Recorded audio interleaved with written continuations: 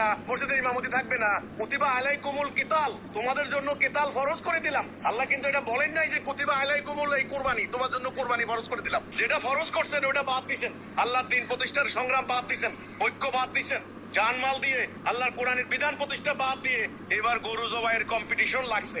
নিজের স্বার্থের বেলা চাইরা নাও কোনো সার নাই। আমি তো বলি যদি আল্লাহ তাআলা এই ধরনের নিয়ম করতেন যে যারা কোরবানি দিবা তারা একটা টুকরা খাইতে পারবে না, নিজে কোরবানির গোশত ভোগ করতে পারবে না, জায়েজ হবে না, এটা শতভাগ সবাইকে দিয়ে দিতে হবে, তাহলে দেখতেন কয়টা গরু কোরবানি হইতো আর কয়টা বাজার হইতো। আমরা যে রাস্তায় সুদের অর্থনীতি চলে, সুদ চলে, চুরি, ডাকাতি, ব্যভিচার, হত্যা, ধর্ষণ, এই যে শিশু বলাৎকার, সেখানে আপনারা এগুলার বিরুদ্ধে বরং এটা বড় কোরবানি হবে, জান মাল দিয়ে আল্লাহর দিন প্রতিষ্ঠার কোরবানি। না দেখেন আজকের যে পশু কোরবানি দিচ্ছে, আমাদের আলেমরা তো মানুষের সামনে এখন সত্য কথা বলে না। এখন আপনি সত্য কথা বলতে যাবেন, আপনাকে তো নাস্তিক, ইসলাম বিরোধী, ইসলাম বিদ্বেষী ট্যাগ লাগাইয়া আপনাকে তো হ্যাস্ত ন্যস্ত করে ফেলাইলো, বাড়ি হামলা করতে পারে। সত্য কথা বলতে যাবেন, এখন তো সবাই লেপে সেপে কথা বইলা সময় পার করতে আসে। আসল কথা তো কেউ কয় না। আসল কথা বলেন, এই যে ঘরে ঘরে কোটি কোটি কোটি কোটি গরু কোরবানি দেওয়া সিলসিলা আজকের এই দিনে, এটা কি নিয়ম ছিল? এই নিয়মটা কি এরকম ছিল? বিশ্বের অনেক রাষ্ট্রে কিন্তু এভাবে হয় না, আমাদের বাংলাদেশে যেরকম হয়। এই ভারতবর্ষে গরু নিয়ে অলরেডি ইন্ডিয়াতে গরু নিয়ে রাজনীতি হইতেছে। ব্যাপারটা কি দেখেন, এই কোরবানির ব্যাপারটা পূর্ববর্তী আল্লাহর দিন কিন্তু একটাই পাঠিয়েছে।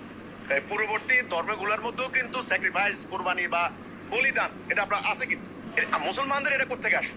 এটা মূলত হাজী সাহেবরা এই জিলহজ মাসের 9, 10, 11 এই যে 3 তারিখগুলা, এই তারিখগুলাতে হজের আনুষ্ঠানিকতা করেন হাজী সাহেবরা মক্কায়। সেখানে ওই আপনার হলো কাবা তওয়াফ করেন এই একটা, সাফা মারওয়া দৌড়াদৌড়ি করেন একটা, ওই শয়তানের পাথর মারেন একটা, সবথেকে বড় হচ্ছে ওই যে আরাফাতের ময়দানে ভাষণ শোনা, ইমামের ভাষণ শোনা, এটা একটা। শেষের দিন, আসার দিন যারা অবস্থা সম্পন্ন হাজী, ওনারা দুম্বা বা পশু কোরবানি দিতেন। আজ এই দিনটা হলো সেইটা হাজী সাহেবদের জন্য ওয়াজিব ছিল। যে সমস্ত হাজিরা কোরবানি দিতে পারবেন না ওনাদের জন্য আবার 10টা রোজা রাখার নিয়ম। পরবর্তীতে মদিনাতে কেউ কেউ যেতে পারতেন না বলেই সংগতি প্রকাশার্থে এই দিন পশু কোরবানি দিতেন। কিন্তু কোরবানির উদ্দেশ্যটা কি এটা তো নাই। কোরবানির উদ্দেশ্যটা হলো স্যাক্রিফাইস। এই ঈদুল আজহা মানে কি? ত্যাগ, ত্যাগের আনন্দ। কোথায় ত্যাগ? ত্যাগ কোথায়?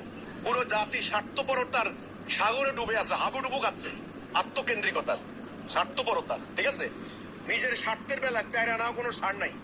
আমি তো বলি যদি আল্লাহ তাআলা এই ধরনের নিয়ম করতেন যে যারা কোরবানি দিবা তারা একটা টুকরা খাইতে পারবে না, নিজে কোরবানির গোশত ভোগ করতে পারবে না, জায়েজ হবে না, এটা শতভাগ সবাইকে দিয়ে দিতে হবে, তাহলে দেখতেন কয়টা গরু কোরবানি হইতো আর কয়টা বাজার হইতো, কয়টা বাজার হইতো। তো আমার কথা হলো